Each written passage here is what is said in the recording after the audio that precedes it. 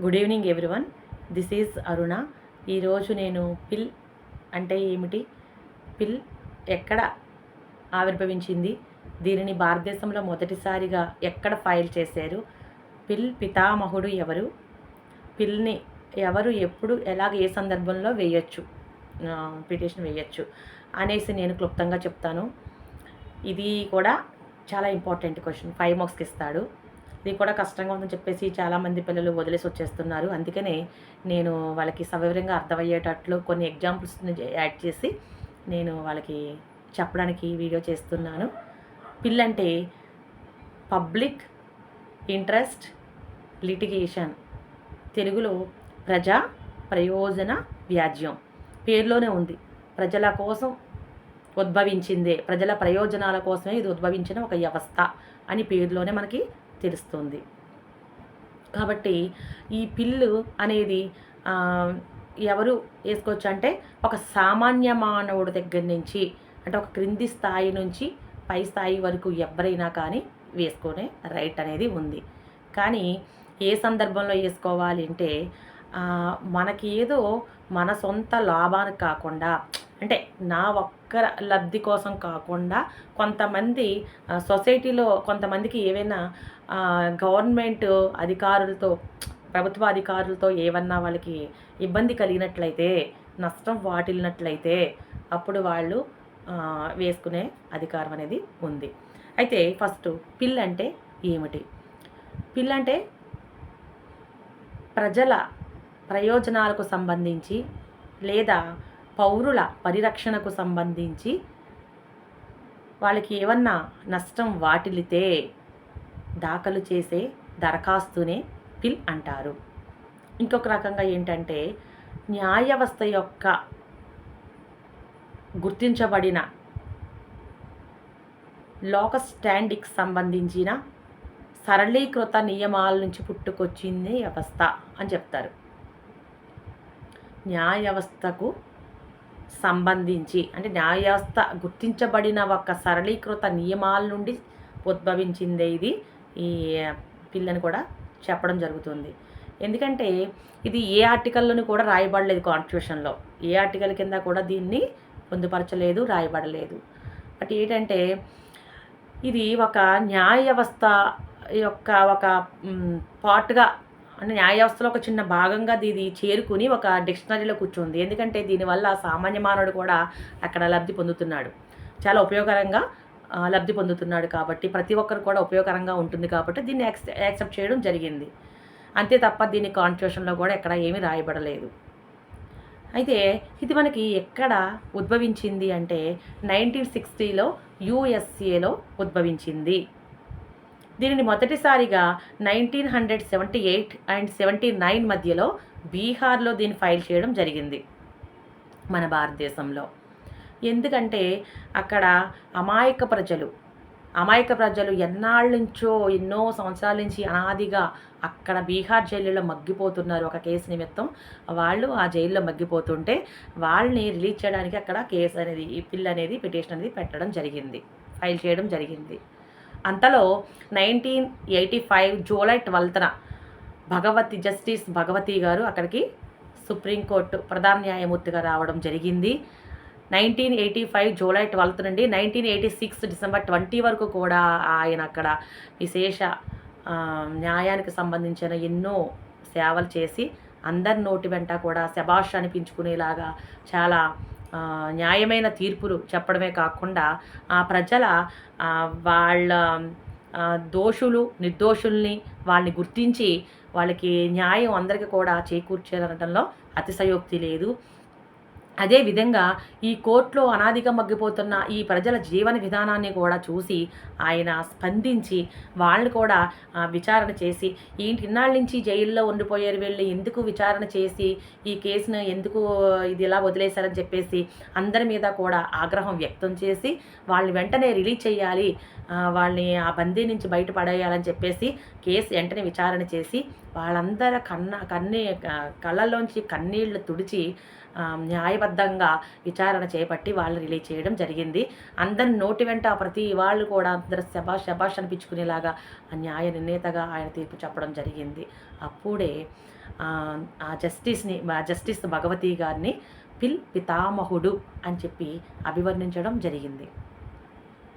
ఈ రకంగా పిల్లనేది ఎవరు వేసుకోవచ్చు, ఎప్పుడు వేసుకోవచ్చు, ఎలా వేసుకోవచ్చు, ఏ సందర్భంలో వేసుకోవచ్చు అంటే ఎప్పుడు పడితే అప్పుడు మనకి ఈ రైట్ ఇచ్చారని చెప్పేసి ఎప్పుడు పడితే అప్పుడు ఎక్కడ పడితే అక్కడ అలాగా ఎవరు పడితే వాళ్ళు అలాగా ఇష్టానుసారంగా వేయడానికి లేదు. కొన్ని సందర్భాల్లో మటుకే దీన్ని ఉపయోగించుకోవాలి. చెప్పాలంటే ఇది ప్రభుత్వ అధికారులకు ఒక హెడాక్ కింద ఉంది ఈ పిల్ అనేది. ఎందుకంటే ప్రభుత్వ అధికారుల నుంచి ఏదన్నా మనకి నష్టం వాటిల్లితేనే కదా మనం పిటిషన్ అనేది వేసుకుంటాం. కాబట్టి ప్రతి పేదవాడి చేతిలో కూడా ఈ పిల్ అనేది ఒక బ్రహ్మాస్త్రం కింద ఉంది. ప్రతి పేదవాడికి కూడా చాలా ఉపయోగకరంగా ఉంది. కాబట్టి ఇక్కడ మన స్వలాభం కోసం కాకుండా కొంతమందికి ఎవరికైనా ఏమన్నా ఇబ్బంది కలిగినట్లయినా సొసైటీలో ఎవరైనా చాలా ఇబ్బంది పడుతున్నారు, చాలా అన్యాయం జరుగుతుంది అని చాలా కష్టాల పాలవుతున్నారు అని చెప్పేసి ఎవరన్నా వాళ్ళు వెళ్ళి పిటిషన్ వెయ్యలేని సందర్భాల్లో వాళ్ళ తరపున సొసైటీలో ఉన్న సామాజిక స్పృహ చైతన్యం కలిగిన వ్యక్తులు ఎవరైనా కానీ వాళ్ళని ఉద్దేశించి అక్కడ కోర్టుని ఆశ్రయించవచ్చు, పిటిషన్ వేసుకోవచ్చు. అలాగే వీళ్ళంతటి వీళ్ళు వెళ్ళలేని సందర్భంలో కూడా ఒక పిటిషన్, ఎందుకంటే న్యాయశాస్త్ర పరిభాషలో దీన్ని ఈ పిల్ని రిట్ పిటిషన్ అంటారు. ఈ రిట్ పిటిషన్ ద్వారా కూడా మనం అక్కడ ఫైల్ చేసుకోవచ్చు. ఒక లేఖ రూపంలో కూడా మనం రిట్ పిటిషన్ అనేది వేసుకోవచ్చు. మీకు కొన్ని ఎగ్జాంపుల్స్ చెప్తాను. మనకి 2015లో ఒక గవర్నమెంట్ పాఠశాలలో చదివే ఒక బాలిక అక్కడ చుట్టూ కూడా ఆ స్కూల్ ఆవరణలో అంతా కూడా మురికి గుంటలు, అంటే అసహ్యంగా, అంటే పర్యావరణ చుట్టూ ఉన్న పర్యావరణం అంతా కూడా చాలా అసభ్యకరంగా ఉందని చెప్పేసి ఈ మురికిలో మేము చదువుకోవాల్సి వస్తుంది అని చెప్పేసి ఒక లేఖ ద్వారా పిటిషన్ వేయడం జరిగింది. అది అప్పుడు మనకి 2015 అంటే ఉమ్మడి ఆంధ్రప్రదేశ్ హైకోర్టులో పిటిషన్ వేయడం, అంటే ఒక లేఖ ద్వారా పిటిషన్ వేయడం అనేది జరిగింది. అంతేకాకుండా ఆర్టీసీ కార్మికులు ఎన్నాళ్ళ నుంచో వాళ్ళు కష్టాలు పడుతుంటే వాళ్ళని చూసి స్పందించి వాళ్ళ తరపున ఒక అడ్వకేట్ ప్రభాకర్ గారు ఎన్నోసార్లు పిటిషన్ వేయడం జరిగింది వాళ్ళ తరపున. ఇంకొకటి ఏంటంటే, ఇంకొక చిన్న ఎగ్జాంపుల్, మనకు కోవిడ్ వచ్చింది. ఆ కోవిడ్లో రాకపోకలన్నీ కూడా స్తంభించిపోని, అంటే తల్లి ఒక చోట, బిడ్డ ఒక చోట, తండ్రి ఒక చోట అన్నట్టుగా అలా డివైడ్ అయిపోయారు ప్రతి ఒక్కరిలో. అంటే ట్రాన్స్పోర్టేషన్ లేదు. ఒక చోట నుంచి ఇంకొక చోటకి వెళ్ళి వాళ్ళని కలవాలంటే ట్రాన్స్పోర్టేషన్ ఫెసిలిటీ ఆగిపోయింది.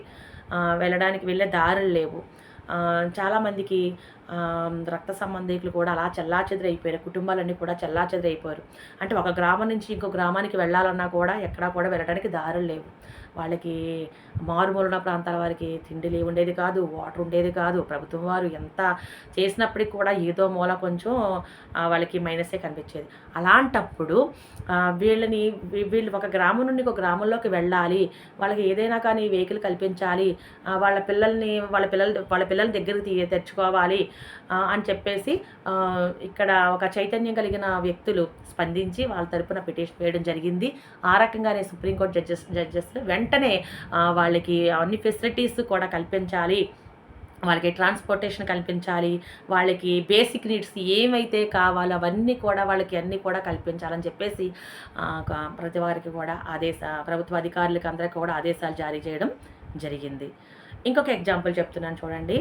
ఇలా ఎందుకు చెప్తున్నానంటే, పిల్లలకి ఈ ఎగ్జాంపుల్ చెప్పడం వల్ల ఏంటంటే, వాళ్ళకి ఎగ్జామ్స్ రాసేటప్పుడు ఒకవేళ ఇది ఆన్సర్ మర్చిపోయినా కానీ ఈ సమ్ ఎగ్జాంపుల్స్ చెప్పడం వల్ల ఏదో ఎగ్జాంపుల్ గుర్తుండి ఆటోమేటిక్గా దాని నుంచి ఆన్సర్ వాళ్ళు ఈజీగా రాసేయగలుగుతారని చెప్పేసి చెప్పడం జరుగుతుంది. చూడండి, మనకి అణగారిన వర్గాల వారు ఉంటారు. వాళ్ళకి కొండల్లోనూ కోనల్లోనూ ఉంటారు. వాళ్ళకి ఏంటంటే మనకున్న ఫెసిలిటీస్ ఏమీ ఉండవు. వాళ్ళు ఏంటంటే చదువుకోలేదు వల్ల వాళ్ళు ఏమి కూడా వాళ్ళకి మాట్లాడే విధానం తెలియదు. ఏమి చేయాలో కూడా ఎక్కడికి వెళ్ళాలో కూడా తెలియదు. అటువంటి పరిస్థితుల్లో వాళ్ళని చూసి స్పందించి చూడండి జర్నలిస్టులు వీళ్ళు వాళ్ళది ఉంటుంది వెళ్తూ ఉంటారు. అలాంటి వాళ్ళు ఎవరైనా స్పందించి వాళ్ళ తరపున పిటిషన్ వేయొచ్చు. లేదంటే వాళ్ళ చేతన్నా వేయించొచ్చు. లేదంటే చూడండి వాళ్ళు మనలో కూడా చాలామంది ధైర్యం ఉన్నా కూడా ఒక స్టెప్ ముందుకు వేయలేం. ఒక స్టెప్ ముందుకు వేస్తే ఆటోమేటిక్‌గా ఎవరైనా ముందుకు వేస్తే వాళ్ళ వెనకాల మనం వెళ్ళి హాయిగా మాట్లాడతాం. ధైర్యం ఆటోమేటిక్‌గా వచ్చేస్తుంది. కాబట్టి అలాగా వాళ్ళ తరపున ఎవరన్నా కూడా సొసైటీలో స్పృహ చైతన్యం కలిగిన వ్యక్తులు ఎవరైనా కానీ స్పందించి వాళ్ళ తరపున ఒక స్టెప్ ముందుకు వేసి వెళ్ళి అక్కడ కోర్ట్‌లో పిటిషన్ వేసి మాట్లాడితే ఆయన వెనకాల ఇక్కడ ఎంతమందైనా వచ్చి ధైర్యంగా నిలబడగలిగే ధైర్యం వాళ్ళకి ఉంటుంది. కాబట్టి అలాంటి వాళ్ళందరినీ కూడా స్పందించి ఇలాగ మనం వేసుకోవచ్చు. ఇంకొకటి ఏంటంటే చూడండి ఒక బ్రిడ్జి ఉంది. మన విలేజ్‌లో ఒక బ్రిడ్జి ఉందనుకుందాం. ఆ బ్రిడ్జి మించి రాకపోకలు అంటే అటు నుంచి వస్తారు, ఇటు నుంచి వస్తారు. మార్నింగ్ నుంచి ఈవినింగ్ వరకు అంటే 24 అవర్స్ డే అంతా కూడా ప్రతిరోజు కూడా ఈ రకంగా వాళ్ళు వ్యాపార నిమిత్తం ఇటు నుంచి అటు వెళ్తూ ఉంటారు. బ్రిడ్జ్ అటువైపు నుంచి ఇటువైపు కూడా వస్తూ ఉంటారు. మరి ఇలాంటి వాళ్ళందరూ కూడా చాలా ఉపయోగకరంగా ఉంది ఆ బ్రిడ్జి. కానీ గవర్నమెంట్ వారు ఏం చేశారంటే అకస్మాత్తుగా ఆ బ్రిడ్జిని కూల్చేశారు. ఆ బ్రిడ్జిని కూల్చేసి ఒక అడ్డుగోడ కట్టేశారనుకోండి. అప్పుడు ఏమవుతుంది? ప్రజలు ఎంత ఇబ్బందులు పాలవుతారు? ఎంత నష్టానికి గురవుతారు కదా!